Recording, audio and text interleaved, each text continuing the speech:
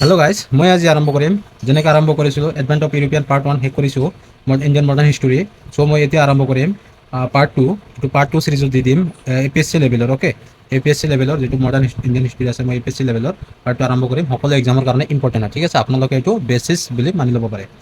মই প্ৰথম আৰম্ভ কৰিছোঁ ফ্ৰেঞ্চলৈকে শেষ কৰিছোঁ। আপোনালোকক একবাৰ ৰিভিজন দি আছোঁ। মই ব্ৰিটিছৰ পৰা আৰম্ভ কৰি পৰ্তুগীজৰ পৰা আৰম্ভ কৰি ফ্ৰেঞ্চলৈকে শেষ কৰিছোঁ পাৰ্ট 1ত। এডভেণ্ট অফ ইউৰোপিয়ান দি ভিডিঅ'ত আছে, আপোনালোকে চাব পাৰে, ঠিক আছে।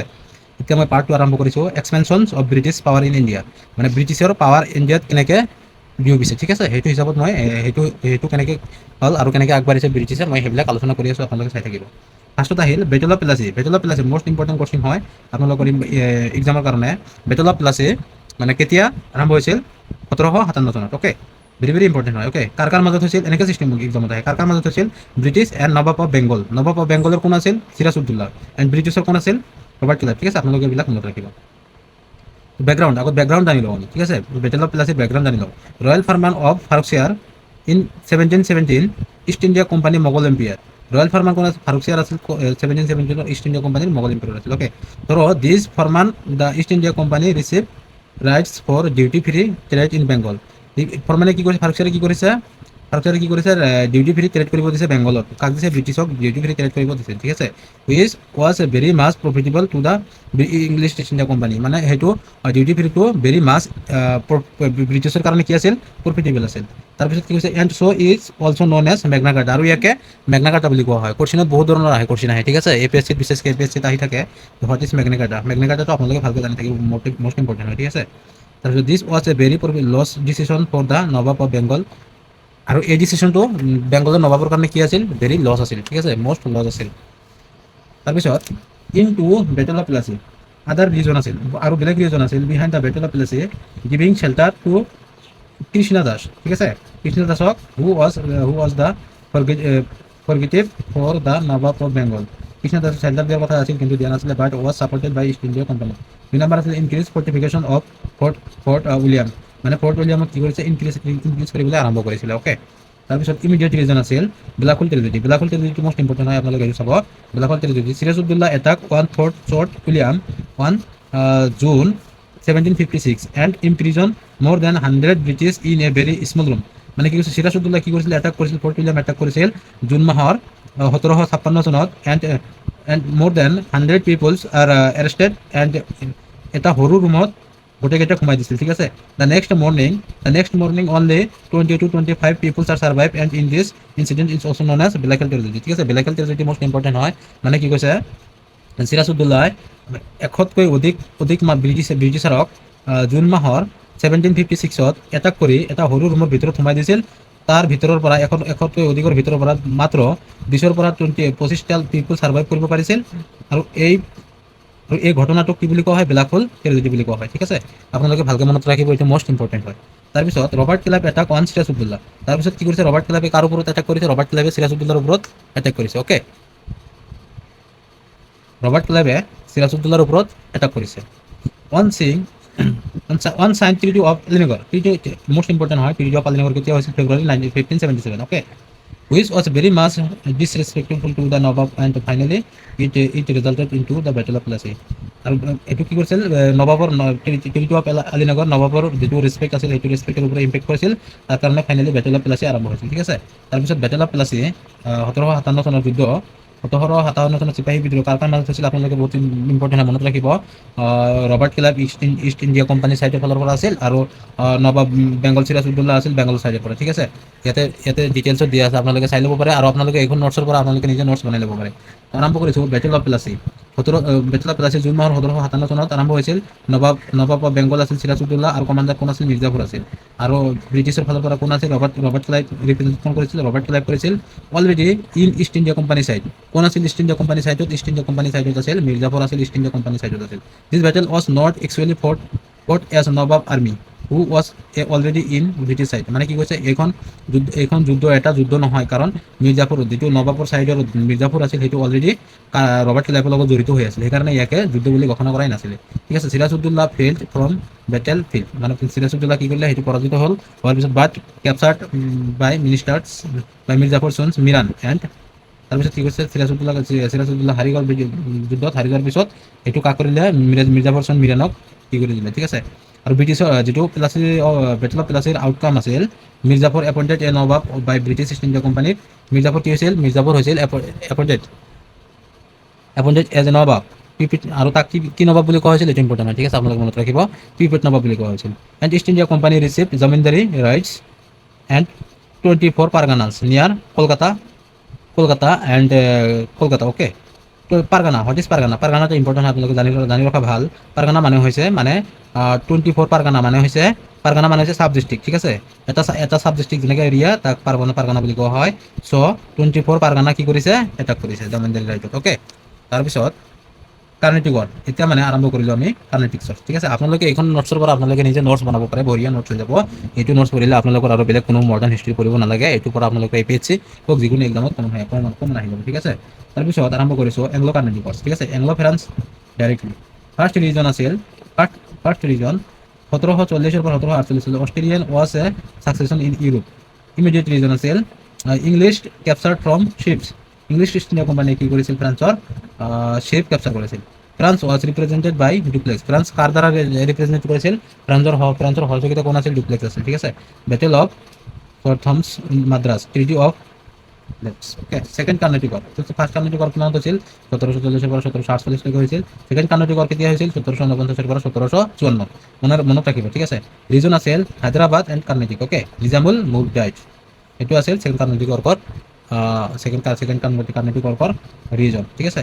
তাৰপিছত নিজামুল মুল্ক ডাইট, তাৰপিছত নাছিৰ জাং এণ্ড মিৰ্জাফৰ, ব্ৰিটিছ চাইডৰ পৰা আছিল নাছিৰ জাং এণ্ড মিৰ্জাফৰ আছিল, ঠিক আছে। ফ্ৰেঞ্চ ৰিপ্ৰেজেণ্ট বাই ডুপ্লেক্স, ফ্ৰেঞ্চে ৰিপ্ৰেজেণ্ট কৰিছিল ডুপ্লেক্সৰ দ্বাৰা, and replaced by Godeheu, okay. British was represented by Robert Clive. Treaty of Pondicherry, কেতিয়া হৈছিল আপোনালোকে মনত ৰাখিব, মষ্ট ইম্পৰ্টেণ্ট হয়। ব্ৰিটিছে কাৰ দ্বাৰা ৰিপ্ৰেজেণ্ট কৰিছিল, ৰবাৰ্ট ক্লাইভৰ দ্বাৰা ৰিপ্ৰেজেণ্ট কৰিছিল, ঠিক আছে। তাৰপিছত ট্ৰিটি অফ পণ্ডিচেৰী চাইন হৈছিল, এইটো মনত ৰাখিব আপোনালোকে। ট্ৰিটি অফ পণ্ডিচেৰী কাৰ মাজত চাইন হৈছিল, ট্ৰিটি অফ পণ্ডিচেৰী চাইন হৈছিল ব্ৰিটিছ এণ্ড ফ্ৰান্সৰ মাজত। ট্ৰিটি অফ পণ্ডিচেৰী চাইন হৈছিল, ঠিক আছে। এইটো মষ্ট ইম্পৰ্টেণ্ট হয়, যিকোনো এক্সামত আহি যাব পাৰে। তাৰপিছত আৰম্ভ কৰিছোঁ আমি থাৰ্ড কাৰ্নেটিকৰ কেতিয়া হৈছিল, 1756 পৰা 1763 হৈছিল।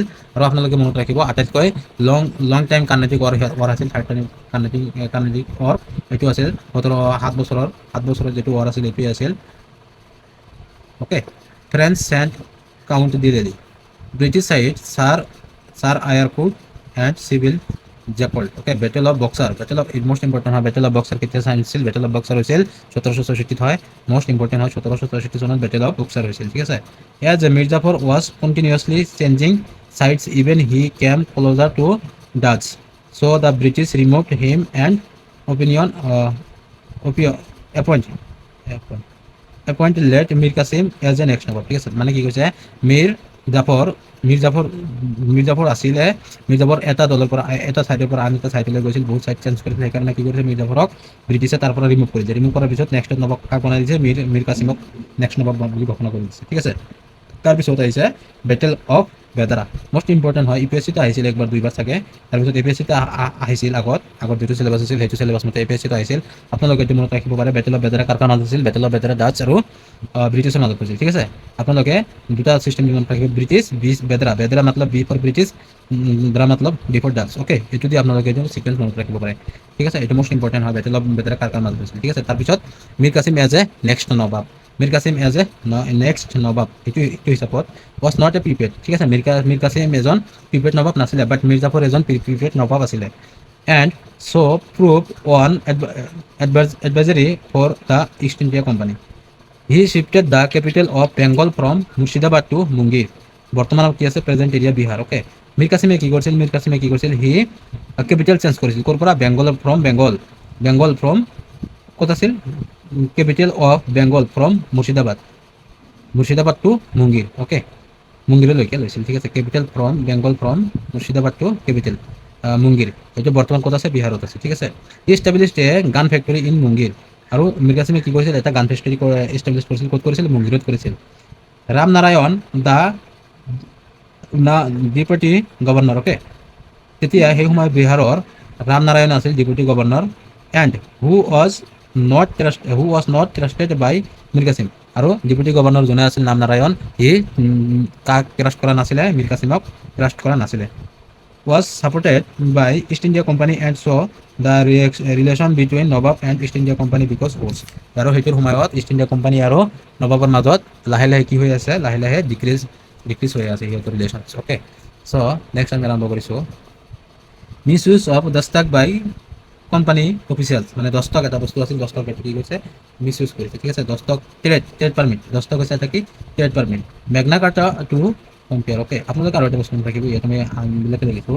ফাৰমান of Farrukhsiyar 1717 duty free trade দিছিলে বেংগলত ইষ্ট ইণ্ডিয়া কোম্পানীক। Mir Qasim abolished all the duties to bring East India Company and the local businessmen on equal level, which was not accepted by East India Company, and so the company army was ordered to arrest Mir Qasim. Okay, আপোনালোকে বুজি পাইছে চাগে, আপোনালোকে এনেকৈ পঢ়িব।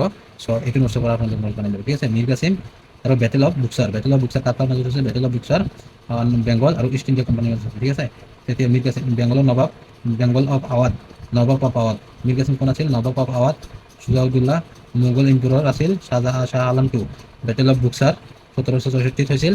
East India company army led by Hector মুনৰো।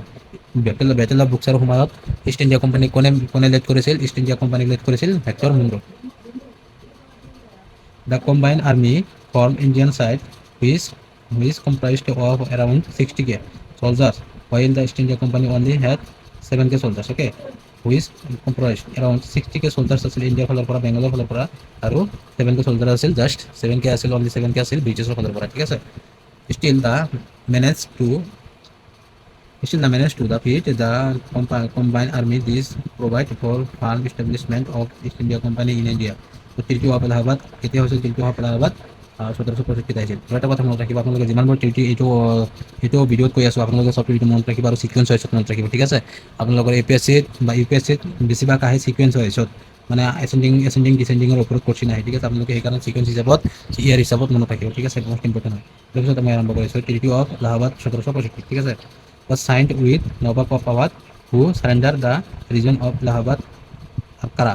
Yes, part 2 আছিল Allahabad was given to Shah Alam as he was put under house arrest at Allahabad fort. Number 2 আছিল Mughal Emperor Shah Alam granted Diwani right of Bihar, Bengal, Orissa to East India Company right to collect revenue. Okay. Number 3 আছিল the East India Company received right to collect revenue in return of an annually payment of rupees 26 lakhs to the emperor. Okay. Number 4 number option আছিল the offer to perform Nizamut functions, that is to maintain lawyer order in return of rupees 53 lakhs. এইবিলাক important নহয়, ইম্পৰ্টেণ্টৰ ফালৰ পৰা যাইছোঁ। আৰু যদি আপোনালোকে notes বনাই আছে তেনেহ'লে আপোনালোকে এটা স্ক্ৰীনশ্বট লৈ কিনে নোটছ বনাব পাৰে, ঠিক আছে। ষ্টাৰ্ট ইন বেংগল, তাৰপিছত ক'ত আৰম্ভ হৈছে? বেংগলত আৰম্ভ হৈছে, ঠিক আছে। বেংগলত আৰম্ভ হৈছে, start in Bengal. ring fence policy most important হয়, আপোনালোকে মনত ৰাখিব। ring fence policy subsidiary alliance system and doctrine of debts. Okay, তাৰপিছত ring fence policy কি হয় একচুৱেলি? ring fence policy কাৰ সময়ত আৰম্ভ কৰা হৈছিল? ring fence policy আৰম্ভ কৰিছিল অৰেঞ্জ হেষ্টিং, আপোনালোকে মনত ৰাখিব। ring fence policy কি বেংগলৰ most prized পেচন, ঠিক আছে। মানে কিবা মানে বেংগলক যেতিয়া তাতে ব্ৰিটিছ আছে, ব্ৰিটিছক এটা ছেফটি দিয়াই হৈছে ring fence policy। আপোনালোকে ইয়াতে দেখাই আছোঁ, ইয়াতে লিখি আছে, আপোনালোকে ইয়াৰ পৰা নোটছ কৰি ল'ব পাৰে। The policy of ring fence বাই কাৰ দ্বাৰা কৰা হৈছিল? অৰেঞ্জ হেষ্টিঙৰ দ্বাৰা কৰা হৈছিল। কিমান চনত কৰা হৈছিল? 1772 পৰা 1785 কৰা হৈছিল, ঠিক আছে। Was to create a buffer zone. ring fence policy হৈছে এটা buffer zone to protect the factory of east India company from the Afghanis and the Maratha আৰু আফগানিস্তানৰ পৰা যিটো প্ৰটেক্ট কৰাৰ কাৰণে ৰিং বনোৱা হৈছিল, ইয়াকে ring fence বুলি কোৱা হয়, আৰু ইয়াকে বাফাৰ জোন বুলি ক'ব পাৰি, ঠিক আছে। এইটো বাফাৰ জোন হিচাপেও কোৱা হয়। চ' the offered the company army to local ruler only the expenses borne by those local rulers, ঠিক আছে। No, the local ruler was allowed to keep his own army. local ruler কি কৰিছে? নিজৰ আৰ্মি ব্যৱহাৰ কৰিছে, ঠিক আছে। তাৰপিছত সাবচিডিয়াৰী এলায়েন্স, তাৰপিছত কি আৰম্ভ হ'ল? সাবচিডিয়াৰী এলায়েন্স। আপোনালোকক মোৰ হেণ্ড ৰাইটিং বেয়া হ'ব পাৰে, এইটো ডাঙৰ কথা নহয়, আপোনালোকে ইয়াৰ পৰা নোটছ নিজে বনাই ল'ব পাৰে, ঠিক আছে। মই স্পীডত লিখিছোঁ সেইকাৰণে এনেকুৱা হৈছে। চ' সাবচিডিয়াৰী এলায়েন্স কি? an extension of the policy of ring fence by Warren Hastings মানে কি কৈছে ৰিং ফেন্স যিটো খতম কৰিছে কাৰ সময়ত খতম কৰিছে ওয়েলস্লি কৰিছে ঠিক আছে by Wellesley ring fence extension of the policy of ring fence by Wellesley মনত ৰাখিব ঠিক আছে ইম্পৰ্টেণ্ট হয় এক্সামত আহি থাকে 1798 পৰা 1785 চনত ঠিক আছে note originally developed by him as already used by Dupleix আৰু সেইটো কাৰণে ইউজ কৰিছে ডুপ্লেক্স ইউজ কৰিছে ঠিক আছে ফিউচাৰ এইবিলাক নালাগে আপোনালোকৰ এইবিলাক বেছি ইম্পৰ্টেণ্ট নহয় মই ডাইৰেক্ট পইণ্টত আহি আছোঁ আপোনালোকে যদি নোটছ বনাব খুজি আছে তেনেহ'লে আপোনালোকে নোটছ বনাব পাৰে ঠিক আছে মই ডাইৰেক্ট পইণ্টত আহি আছোঁ the first subsidiary alliance signed with এইটো ইম্পৰ্টেণ্ট এইটো আপোনালোকে মনত ৰাখিব পাৰে the first subsidiary alliance sign হৈছে হায়দৰাবাদ মাইচুৰ আৱাধ এণ্ড আদাৰ্ছ ঠিক আছে তারপরে মোস্ট ইম্পর্টেন্ট হয় ভেরি ভেরি ইম্পর্টেন্ট হয় আপনাকে এটি মনে রাখিব ডক্ট্রিন অফ ল্যাবস কার দ্বারা করা হয়েছিল ডেলহাউসির দ্বারা করা হয়েছিল অ্যাডপ্টেড ওয়াজ নট একসেপ্টেড ঠিক আছে আপনাকে এটি মনে রাখিব বাচ্চা বাচ্চা বেগম ডুইরিং মুঘল নুরজাহান ওকে তাৰপিছত local ruler if dies without male heir East India Company এইবিলাক আপোনালোকে বেছি ইম্পৰ্টেণ্ট নহয় বাট আপোনালোকে এইটো মোষ্ট ইম্পৰ্টেণ্ট হয় এইটো আপোনালোকে মনত ৰাখিব তাৰপিছত আছে কি মহাৰাজা ৰঞ্জিত সিং এইবিলাক নালাগে first sign with Satara Maharashtra okay most important হয় তাৰপিছত কি আছে ঝাঁচি was also' left according to this policy ঠিক আছে আজিৰ ভিডিঅ' মই বেছি ডাঙৰ কৰিব খোজা নাই আজি ইমানখিনি কৰিলোঁ মই আকৌ নেক্সট পাৰ্টত আৰম্ভ কৰিম ব্ৰিটিছ ইকনমি পলিচিছ কি আছিল পাৰ্মানেণ্ট ছেটেলমেণ্ট ৰায়তাৰী ছিষ্টেম মহলাৰী ছিষ্টেম মই এইকেইটা নেক্সট ভিডিঅ'ত আৰম্ভ কৰিম আপোনালোকে চাই থাকিব ভাল লাগিলে লাইক কমেণ্ট শ্বেয়াৰ কৰিব ঠিক আছে আজিৰ ভিডিঅ' ইমানখিনিয়ে আৰু এইটো APSC লেভেলৰ হৈ আছে APSC UPSC আপোনালোকে এইবিলাক এই এক্সামৰ পৰাই মনত থাকিব আৰু ছিকুৱেঞ্চবিলাক মনত ৰাখিব ঠিক আছে বেছি হাৰ্ড নহয় মই ভাবি আছোঁ আপোনালোকে ভালকৈ পঢ়িব থেংক ইউ লাইক কৰিব কমেণ্ট কৰিব শ্বেয়াৰ কৰিব